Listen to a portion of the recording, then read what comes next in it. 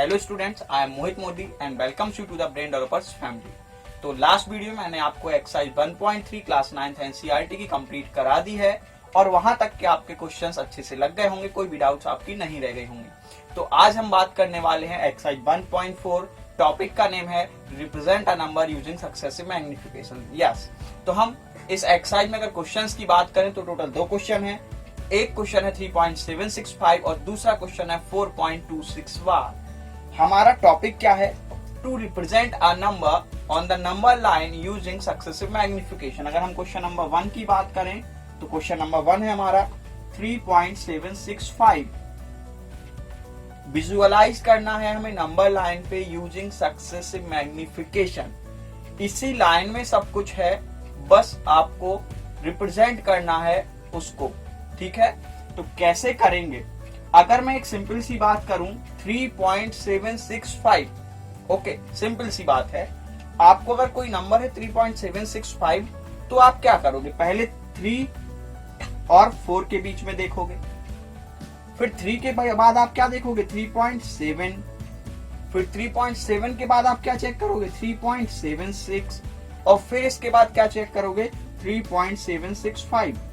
अगर आपने कभी डिक्शनरी यूज की है और उसमें अल्फाबेट्स को ढूंढा है, वर्ड्स को ढूंढा है, तो वही पैटर्न हमें यहाँ फॉलो करना है। ओके, पहले हम 3 और 4 के बीच में जाएंगे, फिर 3.7, then 3.76 and then finally we reach at 3.765। This process is successive magnification, यानी किसी चीज के और अंदर जाना। मान लीजिए मुझे MOHIT अपना नाम ढूंढना है डिक्शनरी में, तो हम पहले क्या करते हैं? पहले हम M पे जाते हैं, फिर M के बाद हम O पे जाते हैं, फिर हम O के बाद H पे जाते हैं, MOH ढूंढेंगे, फिर MOHI ढूंढेंगे। इस तरीके से मुझे वहां पर अपना जो अक्षर होगा या वर्ड होगा मुझे वहां मिल जाएगा।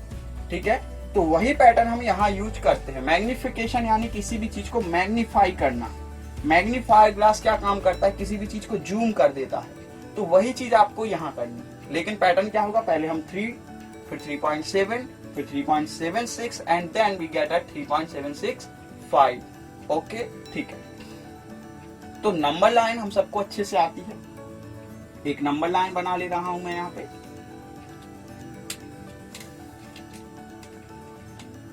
अगर नंबर लाइन की बात करें तो नंबर लाइन कैसी होती है बेटा? एक लाइन जिसमें बीच में होता है 0 और 1, इधर पॉजिटिव नंबर 2, 3, 4, 5 और यहां पर नेगेटिव नंबर -1, -2, -3, -4 और भी लिख सकते हो आप।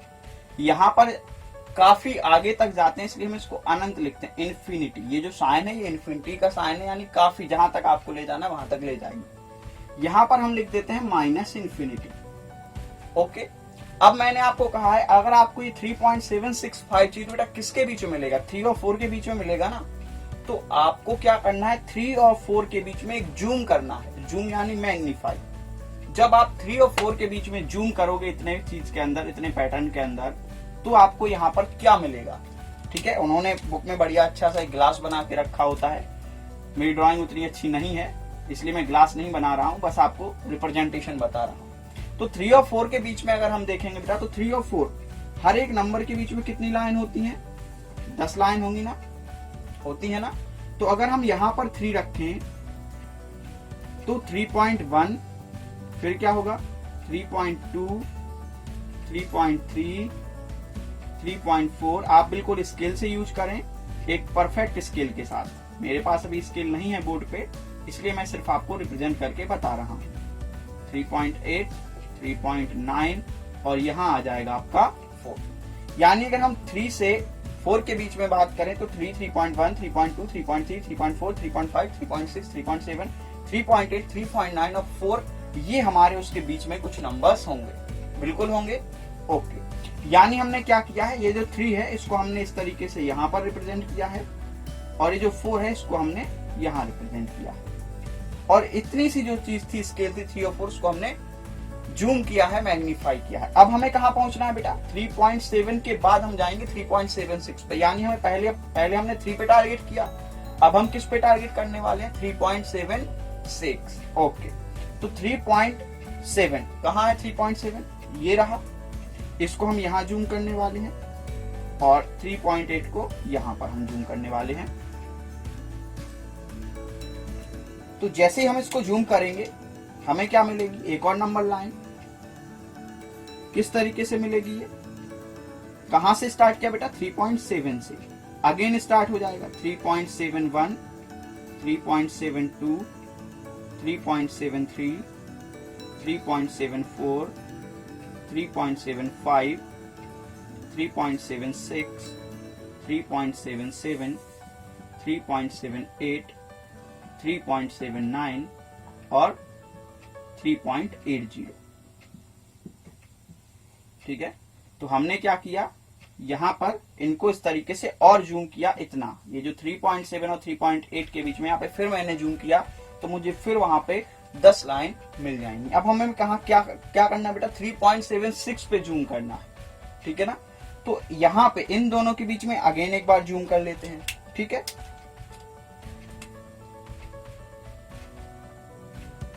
यहां पर मैं जूम कर रहा हूं तो फिर से मुझे क्या मिल जाएंगे,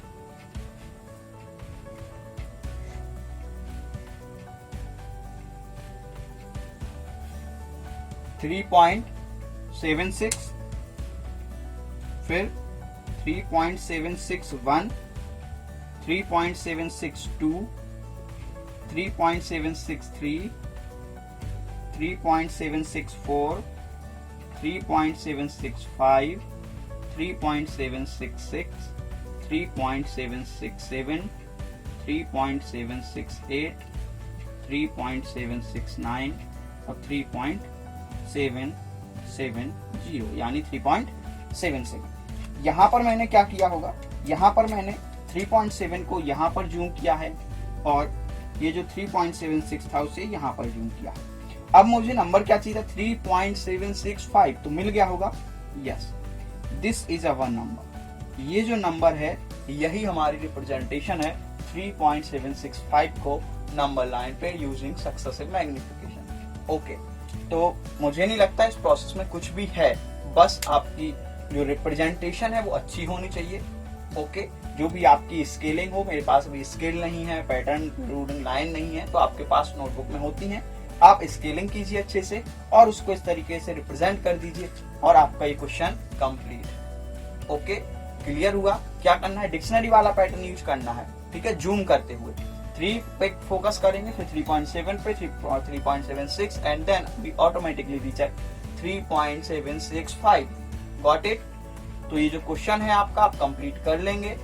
ओके, अब मैं आपको क्वेश्चन नंबर इसका जो 2 है उसके बारे में हिंट दे रहा हूं और फिर उसको आप भी कंप्लीट कर लेंगे इजी।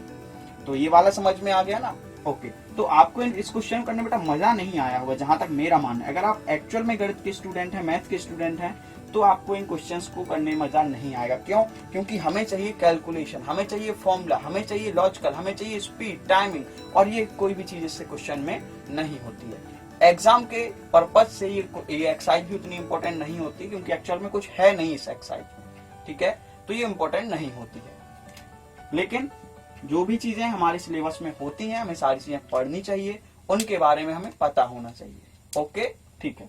तो क्वेश्चन नंबर 2 हमारा क्या है बेटा, क्वेश्चन नंबर 2 है हमारा 4.26 के ऊपर बार और लिखा हुआ है up to 4 places, up to 4 decimal places.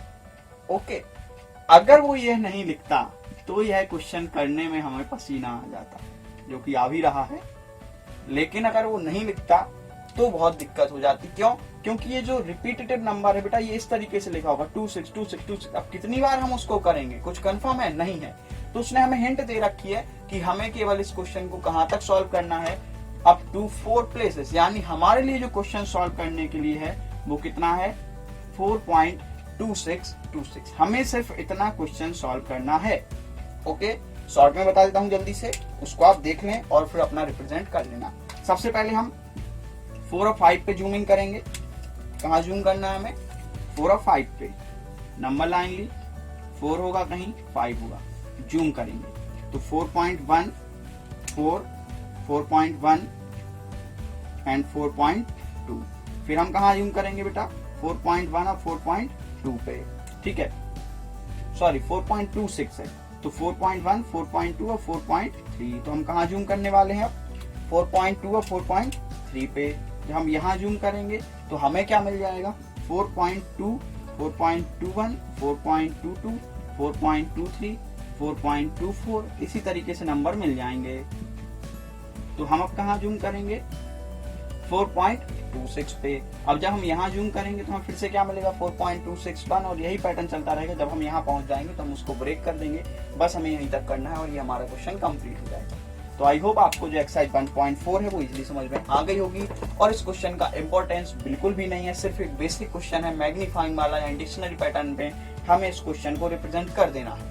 Okay, ना कैलकुलेशन ना स्पीड की जरूरत, बस आपको जरूरत है रिप्रेजेंटेशन की, आपके पास स्केल हो, आपकी जो रिप्रेजेंटेशन हो वो अच्छी हो। ओके, और आप इस क्वेश्चन को इजीली कर पाएंगे। Okay, got it, thank you.